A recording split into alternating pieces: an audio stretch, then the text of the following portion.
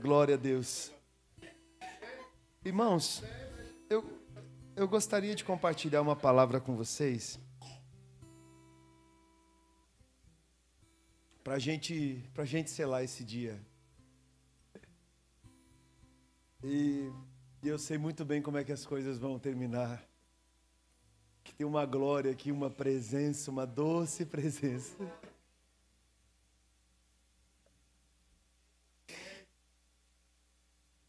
A gente só caminha pela presença, irmãos.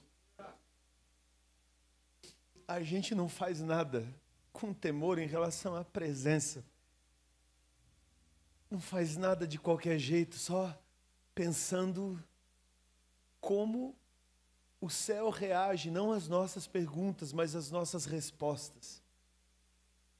Aquilo que manifestamos com a nossa vida reverbera no mundo espiritual e faz com que as coisas que estão acontecendo à nossa volta encontrem sentido. Porque quando caminhamos na medida da busca de quem é o Senhor, nós sempre vamos encontrá-lo. A questão é como. Não pode ser em ciclos infinitos de arrependimento, mas em ciclos infinitos de entrega, de uma vida que decide viver para o Cristo.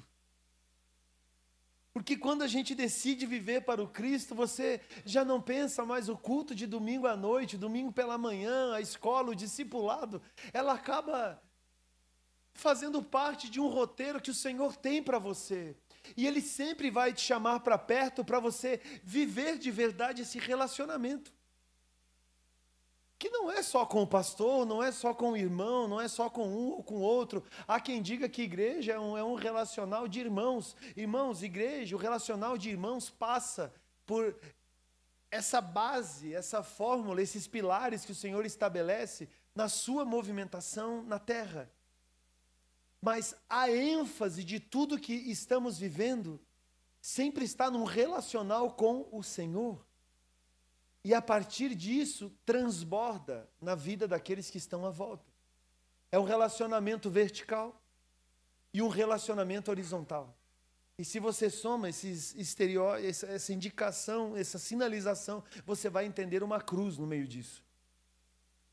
A compreensão do que é força não está relacionado somente à sua capacidade de ser raivoso.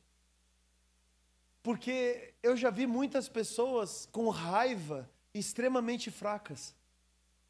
E muitas pessoas pacificadoras nos seus movimentos extremamente fortes. Porque essa força do Senhor, ela não está fundamentada da maneira agressiva como você reage às coisas, mas do quanto você aprendeu a suportar. E administrar na sua caminhada a capacidade que você tinha. Em algum momento converteu essa capacidade segundo a medida do Cristo. E a medida do Cristo é o que nós buscamos, amém? E quando buscamos a medida do Cristo, nós encontramos essa relevância no que significa congregar. E congregar, irmãos, é estar de verdade e não passar. Com todo respeito a você que nos visita, eu espero que você esteja congregando em algum lugar de verdade. Mas já não fique transitando nas oscilações do não sei, talvez, quem sabe um dia. Porque o Senhor sobre você tem convicções e não opiniões rasas. Então você não tem perguntas a fazer a Deus, mas dar respostas a essas convicções de Deus que de alguma forma te pegam pela mão e te conduz a esse lugar de um relacionamento com propósito. Qual é o propósito, pastor? É a verdade de Deus em você. Céu na terra, transbordando através da sua vida e gerando vida através do que você faz. Não se trata de uma popularidade, mas se trata de um coração que desenvolve e libera. De um coração que aperfeiçoa e libera. De um coração que acolhe, mas aguarda o tempo da maturação e libera. Não são números que impressionam a Deus. Não são estatísticas que impressionam a Deus.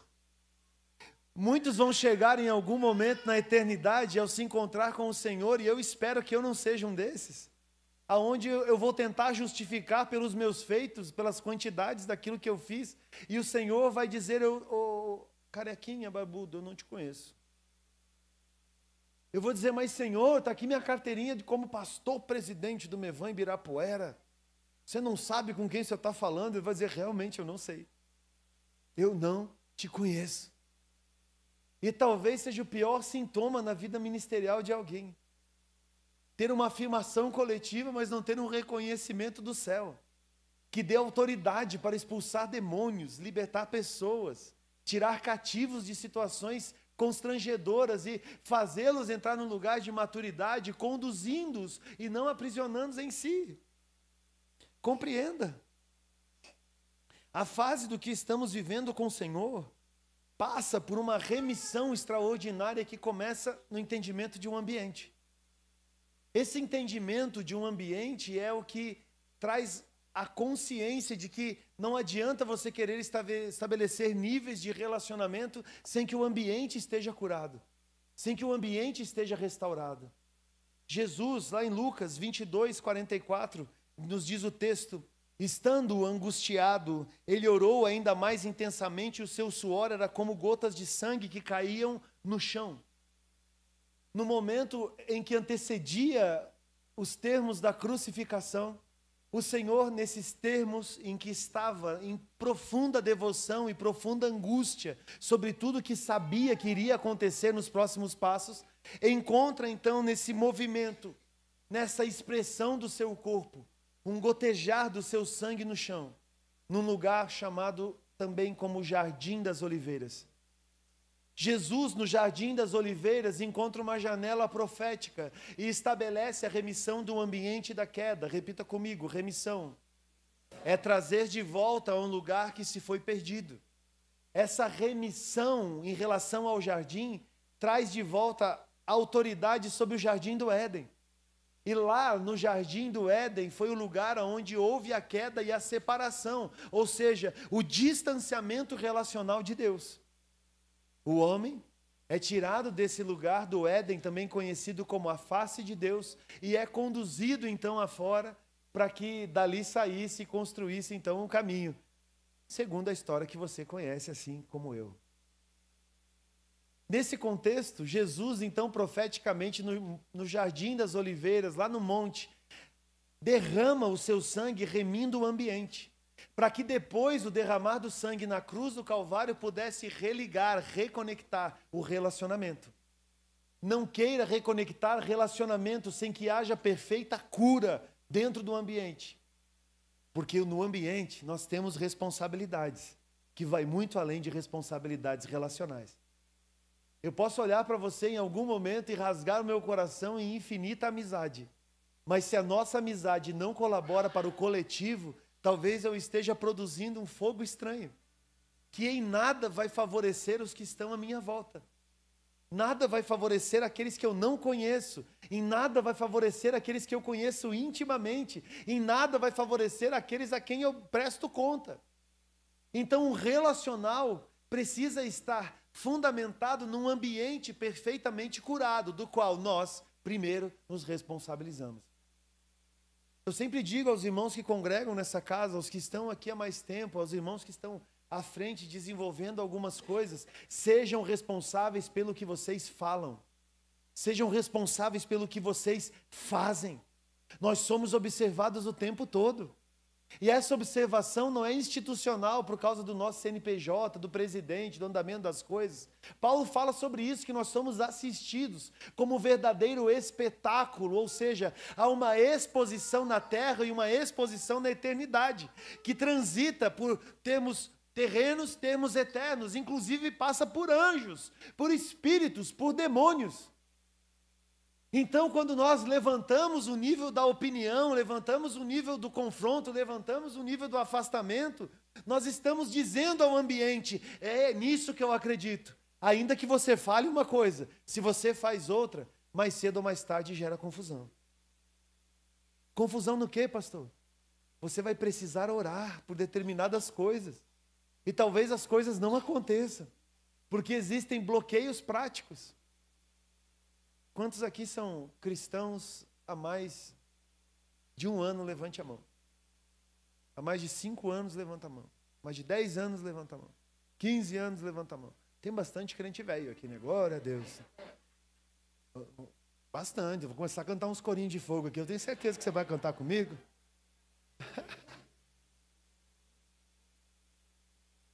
Pastor, você não tem ideia do quanto que erraram comigo. E você não errou com ninguém, né? Beleza. Olha que bonitinho que você é. Tira uma selfie. Obrigado, filha. Tira uma selfie, cara de pau. Parece que o discurso é assim, pastor, erraram muito comigo. Você pode acertar comigo? Querido, você não sabe a verdade, eu vou te contar. A gente teve o Integra ontem aqui. Quando você vem congregar, de verdade, a gente já está prontinho para te matar. A gente está calibrado para que você morra. E não fique esperando que ninguém mais faça o certo com você. Irmão, a gente já morreu. A gente anda perambulando, pastor Cleiton, cheios do Espírito, sendo conduzidos por uma vida que não nos pertence mais. Então não julgue pela carne aquilo que já flui pelo Espírito. Sabe por que a gente não vai errar com você? Porque a cultura de um ambiente, ela é liberada por quem está na liderança. E quem está na liderança define a cultura. E a nossa cultura é deixar o rio fluir. Mais cedo ou mais tarde as coisas vêm à tona, elas acontecem e dizem, olha, o pastor não esperava por essa. Querida, eu acho que eu já estava chorando por essa há muito tempo. E você não sabia. Porque eu não posso compartilhar todas as coisas. Porque esse insuportável passa primeiro pela minha vida. E isso é proteção para você. Porque foi a vida que eu escolhi. Nesse entendimento do relacional, esse entendimento do ambiente, faz com que a gente estabeleça a consciência de quem vive sendo responsável. E você descobre maturidade na vida da pessoa quando ela literalmente se coloca dizendo, olha, o que a gente pode fazer para resolver isso? O que a gente pode fazer para melhorar isso? O que isso tem a ver comigo? Até onde vai a minha medida? Eu não estou falando de dinheiro. Eu estou falando que um ambiente saudável passa por pessoas responsáveis. E maturidade você não exige. Maturidade você só aguarda que se manifeste. Em todo esse tempo que nós estamos passando, está chovendo. Aleluia! Estação, pastora Viviane. Eu gostaria que você abrisse comigo, por favor, irmãos, lá em 2 Reis, capítulo 4, do versículo 8 até o versículo 10, porque fala muito da nossa essência, enquanto uma casa ministerial, apostólica e profética. E nós falamos muito de essência, irmão, não pela doutrina do Ministério Mevan, mas pelo que significa de verdade aquilo que carregamos. O texto nos diz assim, certo dia Eliseu foi a Sunem, onde uma mulher rica insistiu que ele fosse tomar uma refeição em sua casa. Depois disso, sempre que passava por ali, ele parava para uma refeição. Em vista disso, ela disse ao marido, sei que esse homem sempre vem aqui. Esse homem que sempre vem aqui é um santo homem de Deus. Vamos construir lá em cima um quartinho de tijolos e colocar nele uma cama, uma mesa, uma cadeira e uma lamparina para ele. Assim, sempre que nos visitar, ele poderá ocupá-lo. Depois você dá uma lida nesse texto e você vai para cima dele e você vai entender o contexto do porquê que essa mulher se manifestou dessa forma. Embora esse texto já seja um tanto que pedagógico, apontando a real intenção dela. Ela diz o seguinte, eu reconheço que carrega. Para isso eu preciso disponibilizar de uma estrutura necessária. A compreensão dessa estrutura necessária passa pela essência do Mevan, e se você ainda não ouviu isso, em algum momento você vai ouvir. Porque nós temos imensa responsabilidade sobre o ambiente, que é permeado de elementos proféticos. O que é permeado de ambientes proféticos, pastor? A zeladoria em torno do que vivemos encontra autoridade não porque a gente alugou um imóvel, mas porque dentro desse imóvel, Edu, nós vamos manifestar essa essência com maior envergadura, ou seja, será amplificada uma voz que num ambiente menor já existia. Nós não acreditamos em investimentos milionários para que algo aconteça. Nosso pastor é muito claro, ele diz, aquilo que nasce grande é monstro. Em algum momento vai ter que ser estudado para tentar entender o que é. Mas aquilo que nasce de uma forma orgânica, acaba encontrando nesse progressivo caminho, toda a autoridade para continuar e não parar. Aos irmãos que não estão de carro, saibam que existem vários irmãos de carro que podem te levar até o lugar da sua condução. Amém? Fica tranquilo. A gente vai dar um jeito, depois a gente se organiza ali se estiver chovendo muito. Amém, irmãos? Em nome de Jesus, nós estamos num lugar de generosidade. Ninguém vai ficar na mão aqui por causa de chuva, não. Agora, olha só. Identificar os homens de bem que passam por nós, trazê-los para a mesa, servi-los, construir um ambiente para eles também. Mas nós não somos responsáveis pelo ambiente onde o Senhor vai estar? Tá, mas e se o Senhor habita dentro de gente? Por que eu não posso me responsabilizar por pessoas em relação à estrutura? A essência não é escrava da estrutura. A estrutura tem que servir à essência. É a mesma coisa que você dizer que o capacete é mais importante que o cérebro. É mais importante que a cabeça. O capacete só existe para guardar a cabeça, porque a cabeça é o mais importante, não é mesmo?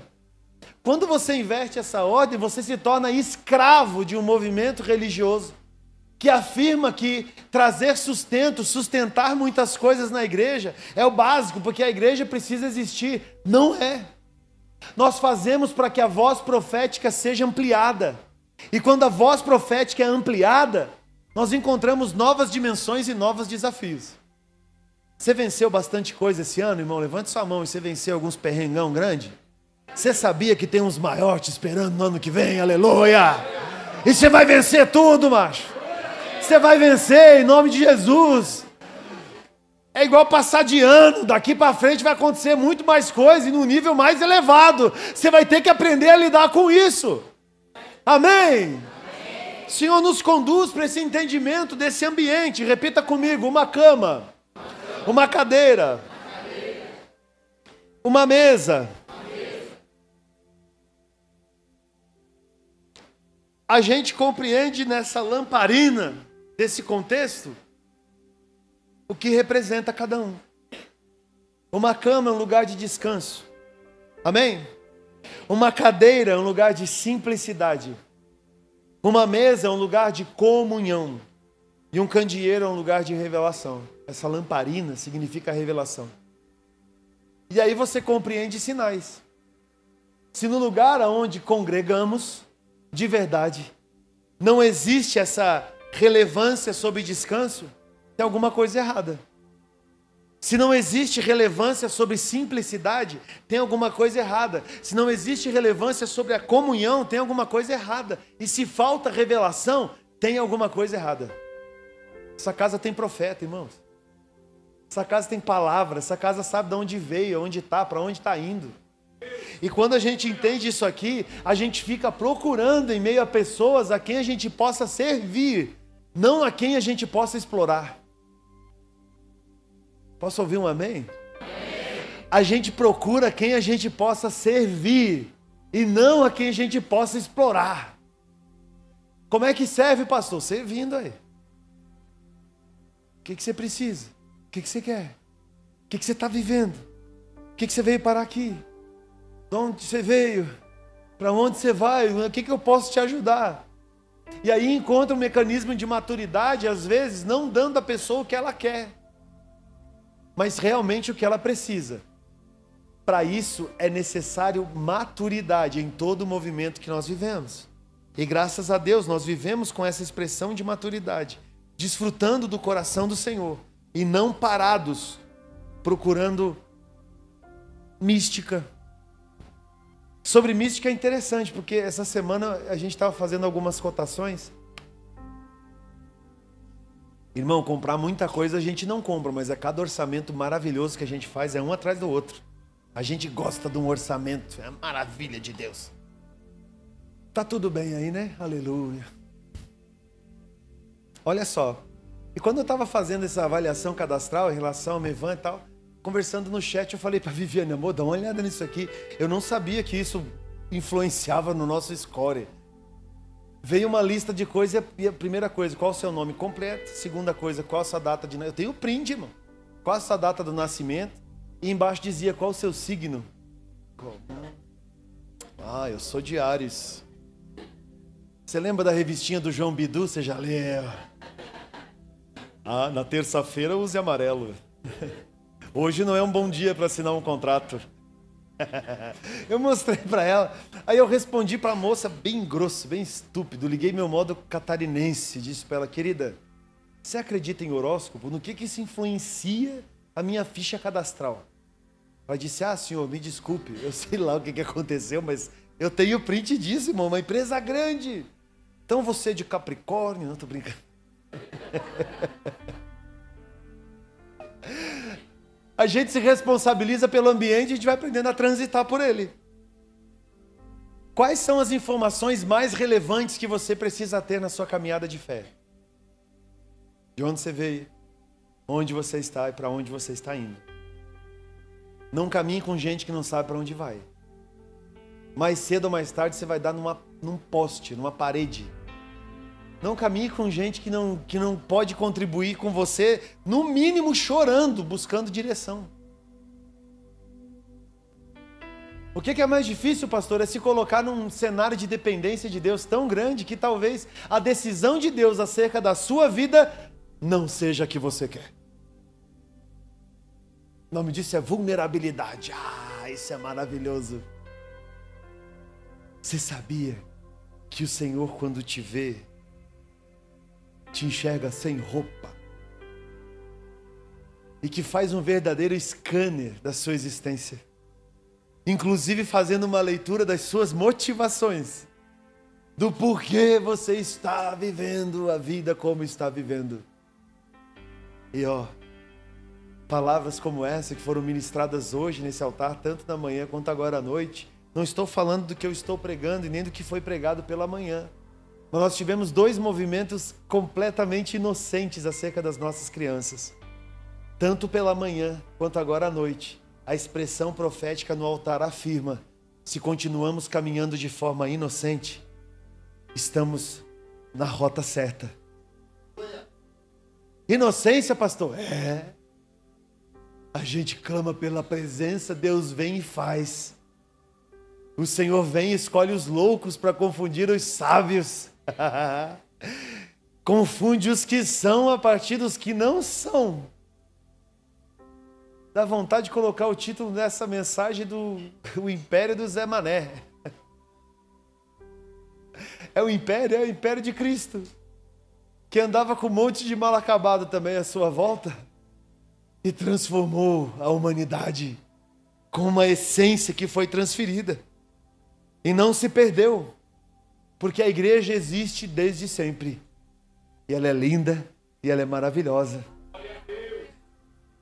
Hebreus capítulo 8, do versículo 7 em diante nos diz: pois se aquela primeira aliança fosse perfeita, não seria necessário procurar lugar para outra. Deus, porém, achou o povo em falta e disse: estão chegando os dias, declara o Senhor, quando farei uma nova aliança com a comunidade de Israel e com a comunidade de Judá. Não será como a aliança que fiz com seus antepassados, quando os tomei pela mão para tirá-los do Egito, visto que eles não permaneceram fiéis à minha aliança. Eu me afastei deles, diz o Senhor. Esta é a aliança que farei com a comunidade de Israel depois daqueles dias, declara o Senhor. Porei minhas leis em sua mente e as escreverei em seu coração. Serei o seu Deus, e eles serão o meu povo. Ninguém mais ensinará o seu próximo, nem o seu irmão, dizendo: conheça o Senhor, porque todos eles me conhecerão, desde o menor até o maior. Porque eu lhes perdoarei a maldade e não me lembrarei mais dos seus pecados. Chamando nova essa aliança, ele se tornou antiquada a primeira. E o que se torna antiquado e envelhecido está a ponto de desaparecer. É como se quando Deus achasse em falta um comportamento institucional, estabelecesse um nível relacional superior.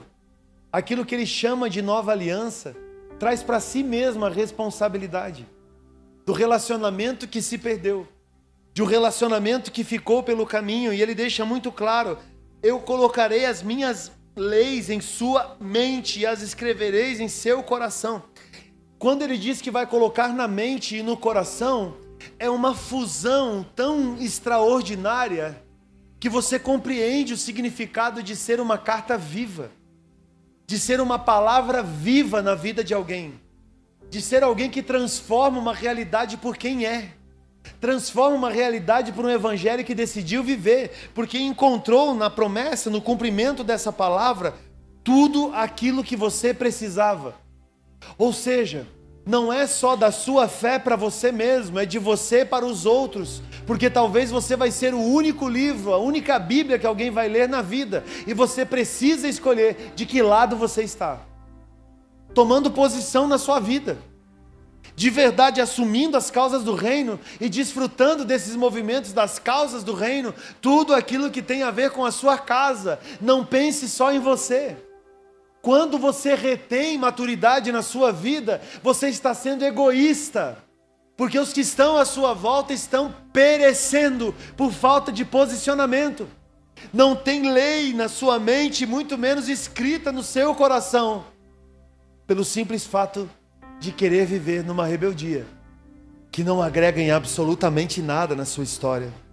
Isaías capítulo 45, a partir do versículo 5, nos diz: eu, o Senhor, e não há um outro, além de mim não há Deus. Eu o fortalecerei, ainda que você não tenha me admitido, de forma que do nascente ao poente saibam todos que não há ninguém além de mim. Eu sou o Senhor e não há nenhum outro. Eu formo a luz e crio as trevas, promovo a paz e causo a desgraça. Eu, o Senhor, faço novas todas as coisas. Por que ainda ficar moldado a um pensamento antigo? Por que que o antigo te atrai tanto? Ou por que que o velho é tão cômodo? Vou te explicar. Vou te explicar o senso de segurança que você tem sobre determinados termos. Porque no velho a gente se acostuma. Na forma que as coisas sempre foram, a gente se acomoda. A gente sabe transitar, a gente sabe lidar, a gente sabe mover. É um jeito antigo, é um jeito velho de lidar com as coisas. Agora, entenda de uma vez por todas: nós não podemos ter medo do novo e não podemos nos apegar ao velho, ainda que o velho seja uma segurança. Nós devemos andar num lugar de liberdade e não de resistência ao novo. Afinal de contas, num ambiente onde se teme a Deus, a gente encontra no novo tudo que a gente precisa, amém? No novo, Deus diz: eu faço novas todas as coisas. Então por que resistir a uma nova movimentação? Por que resistir ao que o Senhor está fazendo? Isso não vai agregar absolutamente nada. Desfrute do caminho do Senhor. Desfrute da vida que o Senhor tem para a igreja. Eu e você podemos viver isso com toda a verdade. Eu tenho certeza nessa noite, amém? Amém, irmãos? Amém. Meu amigo Nilson Júnior diz o seguinte: ó, onde tem barulho de prato não necessariamente tem comida.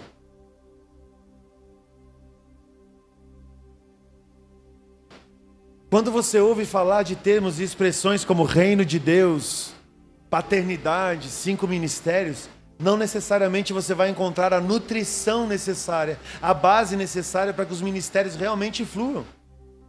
E, irmãos, o fluir dos 5 ministérios não se trata de um ambiente de um auditório com o microfone na mão. Se trata do que acontece para fora, do que acontece para dentro, do que acontece no corredor, do que acontece no cafezinho, na água. Não adianta eu falar 1 hora com o microfone na mão e em 5 segundos com um cafezinho ali no canto destruir tudo que está sendo dito. Esse caminho de entendimento sobre a palavra, ele encontra na gente tudo que é necessário para manifestar a verdade que o Senhor tem para nós enquanto igreja. Então, se tem barulho de prato não significa que tem comida. Agora, quando você ouve barulho de prato e você começa a sentir um bom cheirinho, Um bom perfume, eu tenho certeza que você vai ficar satisfeito, porque você sabe que algo está te esperando na mesa. O nosso trabalho não é ficar dizendo quem é ou quem não é. A gente só nutre. Nosso trabalho é nutrir. E quando a gente nutre, a gente naturalmente afirma. E quando afirma o que realmente é, isso floresce, isso cresce, isso não para, isso vai muito além do que se pensa, do que se imagina. Porque enquanto palavra, enquanto igreja, enquanto uma base, enquanto uma comunidade de fé, são elementos que vão caminhando à nossa volta, estabelecendo níveis de nutrição. E aí você compreende que aquilo que está dentro das pessoas começa a vir para fora, manifestando a glória de Deus, que não passa somente por aqui, mas por todo um coletivo que se responsabiliza, com gente que se conhece e com gente que não se conhece. Tem um texto que está em Zacarias, capítulo 1, versículo 3. Ele diz assim, depois deixa aqui na tela, por favor. Por isso diga ao povo, assim diz o Senhor dos Exércitos, voltem para mim e eu me voltarei para vocês. Esse texto deixa muito claro que não é um caminho nosso para com Deus, mas é um fundamento que Ele estabeleceu de uma troca mútua. Voltem para mim e eu vou responder a isso. Não é o que Deus vai fazer por você porque você duvida, porque você não tem fé. Ah, pastor, se Deus fizer isso, aí eu vou me movimentar. Se Deus me der R$1 milhão, se o Senhor me abençoar, se o Senhor mudar meu cenário. Não, você não vai fazer. Você não consegue ser fiel com R$100. Você não consegue ser fiel com o dízimo do que você ganha. Você vai ser fiel quando você ganhar R$1 milhão. Você sabia que um dia em Itajaí um irmão me procurou e foi muito interessante. Eu acho que de todos os anos que eu estive lá, eu fiz muito período de ofertas, irmão. Muito mesmo. E esse irmão um dia me disse, conversando na saída, ele estava passando um tempo lá e o Senhor o estava abençoando. E ele começou como um empreendedor, fazendo algumas coisas. Abriu um MEI e Deus começou a abençoar ele, pastor Peter. E aquele MEI começou a estourar e já foi além do que devia ter faturado. E aquilo foi indo, até que chegou o momento que o negócio estava muito diferente. Muito. Tipo 20 vezes do teto do MEI, assim, de faturamento. E ele estava muito feliz porque era um agenciamento que ele estava promovendo. E no meio desse agenciamento, um dia ele me chamou para conversar no final do culto. E disse, pastor, eu queria compartilhar uma coisa com o senhor. Deus me colocou nessa medida e eu fui fiel. Só que agora eu acho que o que eu faço pela igreja é muito. Então o Senhor me colocou para que eu estabelecesse um teto sobre o que eu ganho. Porque daí nesse teto eu acho que é justo.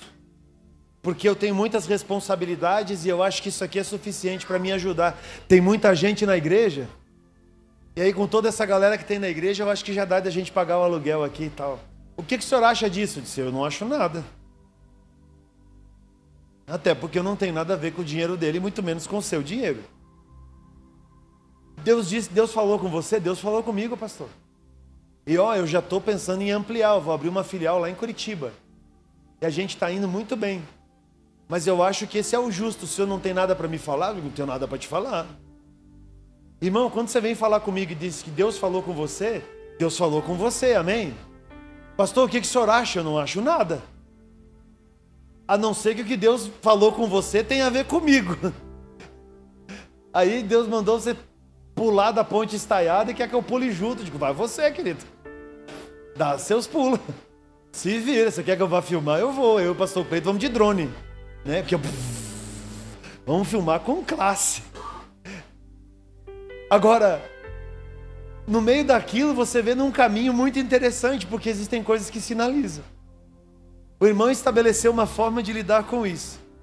E passou uns 3, 4, 5 meses, a esposa dele desesperada ligando, pastor, separamos. O marido foi embora. Está com outra mulher. A filial de Curitiba lá era uma filial mesmo, se é que você me entende. O que eu faço, pastor? Digo, você fala com o teu marido, que Deus fala com ele demais, sobre umas coisas bem ousadas. E conte com a gente aqui, passei o contato do Ministério de Mulheres para atender aquilo que ela estava vivendo, da forma que ela estava vivendo. quando nós nos voltamos a Deus, você precisa entender que em algum momento você vai dizimar 100 mil reais. Eu não estou dizendo que você vai dizimar 10 mil de 100 mil, eu estou dizendo que você vai dizimar 100 mil de 1 milhão. Porque você aprendeu a dizimar o dinheiro do salário mínimo. Pastor, mas eu não sei como é que isso vai acontecer. Comece a pensar sobre coisas maiores.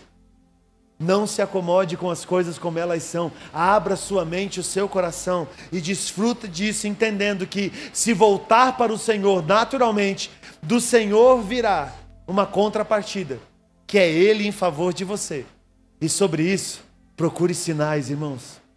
Procure sinais, esteja sempre atento aos sinais, porque o Senhor fará muito mais do que pedimos ou do que pensamos. A gente descobre no Cristo que a gente precisa e vive por essa medida. E que em nome de Jesus a gente não se perca, esquecendo de onde a gente saiu e para onde a gente está indo. Isso não tem a ver com o que a gente está vivendo somente em relação à estrutura. Irmãos, quantas centenas de igrejas, milhares de igrejas nessa cidade já passaram por processos de expansão, saíram de lugares menores, foram para lugares maiores. E quando viveram tudo isso, algumas continuaram fluindo da mesma forma, outros mudaram a sua forma de fluir, procuraram encontrar o seu jeito, a sua forma. É tanta coisa envolvida que pagar o aluguel é a menor das questões. Agora, esquecer da sua medida é esquecer da base de como a coisa acontece, como a coisa funciona. Para onde a gente vai, existem 2 salas da mesma medida que essa. E mais outras, eu acho que 12 ou 13, se eu não me engano, que são menores para utilização de kids e outras funções. Isso somente no primeiro andar, fora o que acontece no térreo, o terceiro e o quarto andar. Uma das salas, igual essa aqui, quando a gente olhou, eu comentei com o pastor Marcos, achei que nós vamos fazer um caixotinho. Comentei com o pastor Maico também, o Seba estava lá, a gente foi olhando, comentei com a Viviane, digo, acho que nós vamos deixar com uma característica muito própria do que é esse lugar aqui. Para que a gente não esqueça de onde a gente saiu. E não se perca com dimensões de expansão, porque o maior, o menor, para Deus tanto faz, irmão. Não tem nenhuma pressão sobre isso.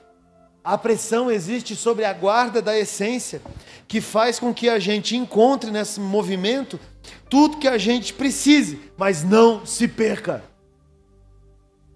Você já parou para pensar que existem níveis que o Senhor quer confiar a você e não faz isso por causa de proteção? Porque talvez você surtaria com tudo que chegaria na sua mão e mais cedo ou mais tarde você deixaria de lado aquilo que mais importa. Ah, quando acontecer isso, quando acontecer aquilo, quando virá isso, quando virá aquilo, cuidado.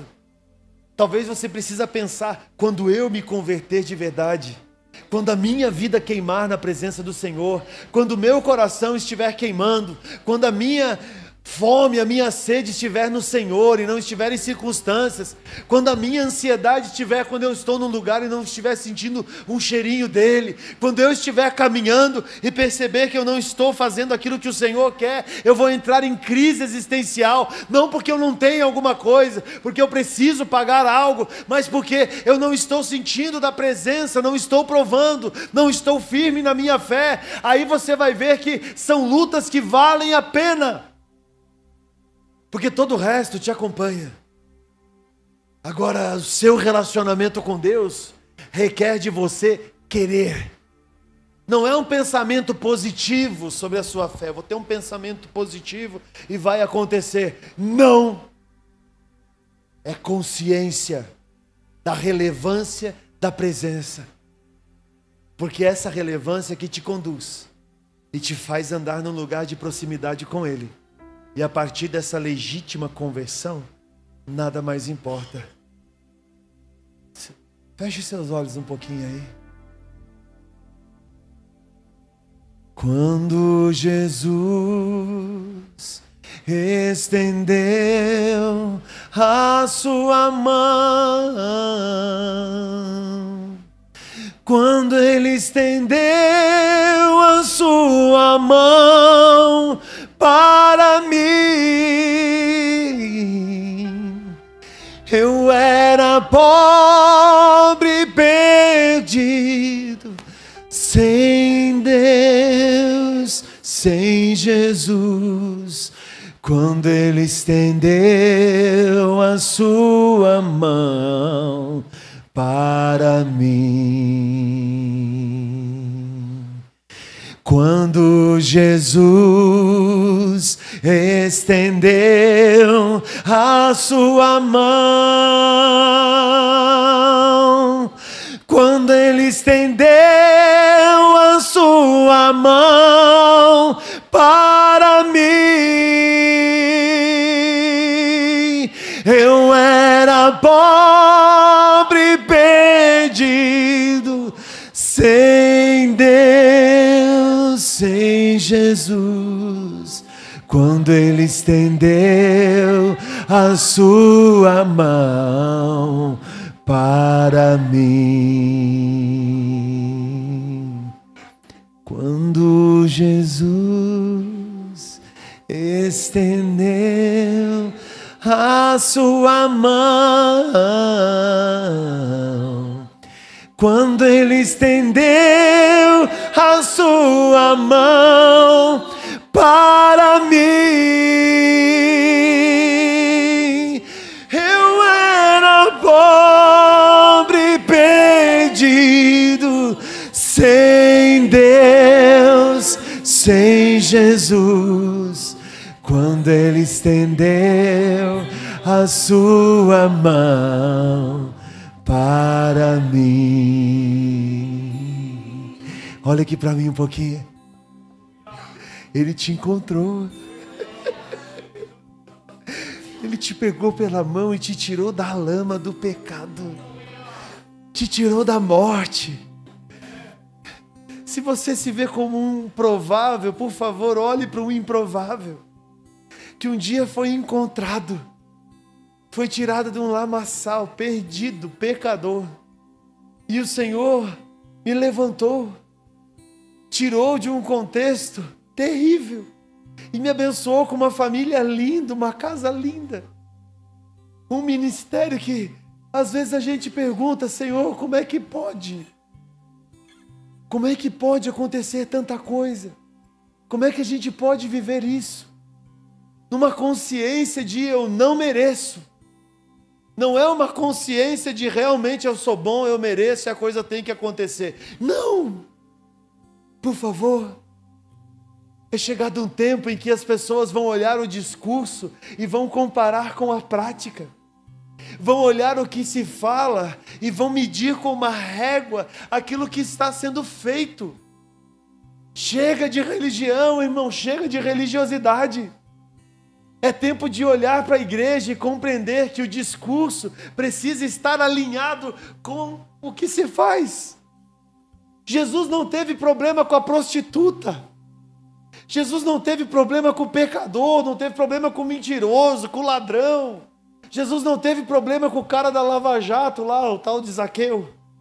Jesus não teve problema com essa gente, aquilo que é escória, que é errado, que está tudo errado, está tudo errado. Jesus não teve problema, mas Jesus sentado com os seus, quando observava o religioso, ele via nas esquinas um discurso de um jejum sofrido, porque estou me consagrando, e ele dizia, o que ele fala tem fundamento, mas não sejam como ele é, porque ele só aparenta, mas não faz. Quando a gente foi no imóvel a segunda vez, eu falei para Viviane, amor, eu não tenho nem roupa para pregar nesse altar. Eu disse, eu não tenho, amor. Nós vamos ter que ir na Renner pedir um aumento do limite. Não é para ser tão transparente, né? Tem coisa que a gente não fala, né? Estamos combinados. Eu não fui feliz, prometo melhorar. Aí eu saí do carro, comentei isso com ela em rima, falei da boca para fora assim, disse, não tenho. Aí quando eu estava dentro do carro, indo para casa, a minha Viviane respondendo um monte de mensagem. Ela respondendo, atendendo, e eu aqui dirigindo, pensando, Senhor, que eu vou pegar o Tito, vai dar certinho. Aí a gente vai em casa, aí depois a gente vai fazer uma visita, aí depois a gente volta para tomar banho, depois a gente tem outra visita para fazer também. E eu fiquei parado naquele trânsito ali, na Vila Mariana. E veio uma voz muito clara, e era a voz do cheiroso. que disse assim, ó: quem que disse que você tem que mudar a sua medida para parecer o que você não é? Quando eu preciso ficar mudando a minha medida para parecer o que eu não sou, eu vou querer gerar frutos que não têm a ver com a minha natureza. É como aquela laranjeira em meio a muitas macieiras, sofrendo na estação em que se gera maçã, sendo que é uma laranjeira. E não é só pela estação, mas é pela natureza do fruto. Irmãos, se é para chorar, se é para sofrer, se é para remir ambiente, fazer o que tiver que ser feito, vamos fazer na nossa medida. Você precisa aprender a fazer na sua medida. Chega de ficar comparando aquilo que você não é, o que você não tem, o que você não faz. Mas encontre a sua medida no Senhor e descubra o quanto que você era pobre. Pobre de espírito, pobre de existência, pobre de opinião. E o Senhor mudou isso porque Ele estendeu a mão e te tirou desse lugar. Quando Jesus estendeu a sua mão, quando Ele estendeu a sua mão para mim, eu era pobre e perdido, sem Deus, sem Jesus. Quando Ele estendeu a sua mão para mim. Aí a gente vai lá para Juízes capítulo 6. Um cenário terrível, um homem acovardado descobriu na sua rotina uma fórmula simples de se esconder em meio a colheitas. A especialidade dos midianitas em relação a Israel era se apresentar em tempo de colheita, deixava com que plantasse, com que o povo estruturasse as suas lavouras, e na hora da colheita eles vinham e bagunçavam tudo. Gideão era esse homem que estava fazendo aquilo que não era para fazer no lugar, malhando trigo no lagar. Lagar não é lugar de trigo, lagar é lugar de uva. E estando escondido com esse estereótipo acovardado. Até que em Juízes capítulo 8, onde muitas coisas haviam acontecido sob a afirmação de Deus na vida dele. E enquanto ele voltava de um contexto de guerra, depois você lê o capítulo 8 de Juízes, você vai encontrar essa história. E ele pega alguns homens que estavam voltando por um caminho, e ao encontrar esses homens voltando pelo caminho, ele estava preocupado com os seus. Tanto Gideão quanto os seus da guarda questionaram esses homens: por acaso vocês viram fulano e beltrano? Vocês encontraram com ele no caminho, vocês fizeram algum mal para ele? E eles disseram: sim, nós vimos eles dois. E quando esse homem que foi questionado no caminho, já estando prisioneiro de Gideão e dos seus, Gideão questionou ele ainda na esperança de não serem eles, porque esses homens haviam afirmado que eles tinham morrido pelas suas mãos. E Gideão pergunta para eles: como você tem certeza que era eles? Você não sabia o nome deles, como você sabia que era eles? A resposta daqueles homens que estavam em guerra com Israel para Gideão foi a seguinte: eles eram assim como você, caminhavam e andavam como se fosse um filho de um rei. Por isso nós temos certeza pela semelhança quem eram essas pessoas. Um homem que era covarde no capítulo 6, no capítulo 8 se torna referencial de nobreza. Como que se explica isso? Não sei. Pastor, mas o senhor é pastor, o senhor tem que explicar. Eu não sei. Seria muito mais fácil o Senhor afirmar com nobreza aquele que talvez em algum momento da vida não tenha sido um covarde, não tenha sido um medroso. Mas o Senhor decidiu fazer em nós e através de nós o mistério da sua glória, da manifestação do seu Espírito, tocando em pessoas, orando com a mão na cabeça de pessoas, destravando o destino de pessoas. Irmãos, não é a compreensão do quanto você merece, mas do quanto Ele merece toda a honra e toda a glória sobre toda e qualquer questão, nos fazendo assentar com príncipes, governando com Ele em regiões celestiais, estabelecendo novos níveis e novos termos, porque essa é a vontade do Senhor. Por favor, se coloque em pé.